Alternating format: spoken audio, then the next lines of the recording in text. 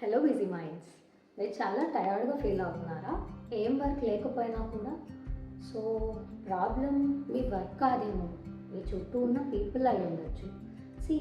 Some people డైరెక్ట్గా మిమ్మల్ని hurt చేయరు, కానీ సైలెంట్గా మీ ఎనర్జీ మొత్తం డ్రైన్ అయిపోయేలా చేస్తారు.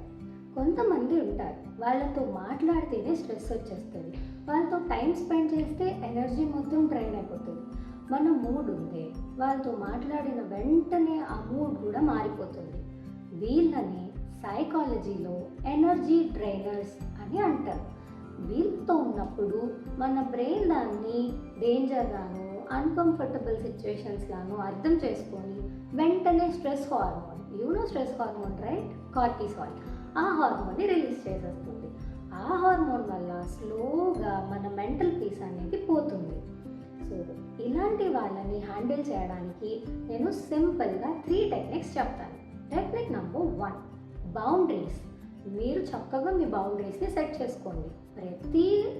ప్రతి దానికి మనం ఆన్సర్ ఇవ్వాల్సిన అవసరం లేదు. ప్రతి కాన్వర్సేషన్లో ఇన్వాల్వ్ అవ్వాల్సిన అవసరం కూడా it's okay. So set the boundaries. Number 2, grey rock method.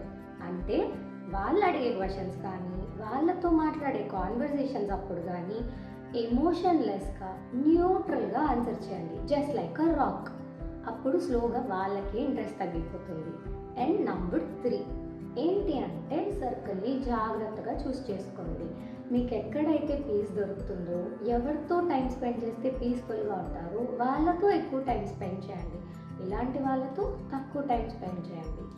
Remember, పక్కన వాళ్ళని సేవ్ చేసే ముందు మన మెంటల్ హెల్త్ని, మన మెంటల్ పీస్ని ప్రొటెక్ట్ చేయడం important. Me energy me responsibility. That's all for today. See you in the next episode. Bye bye.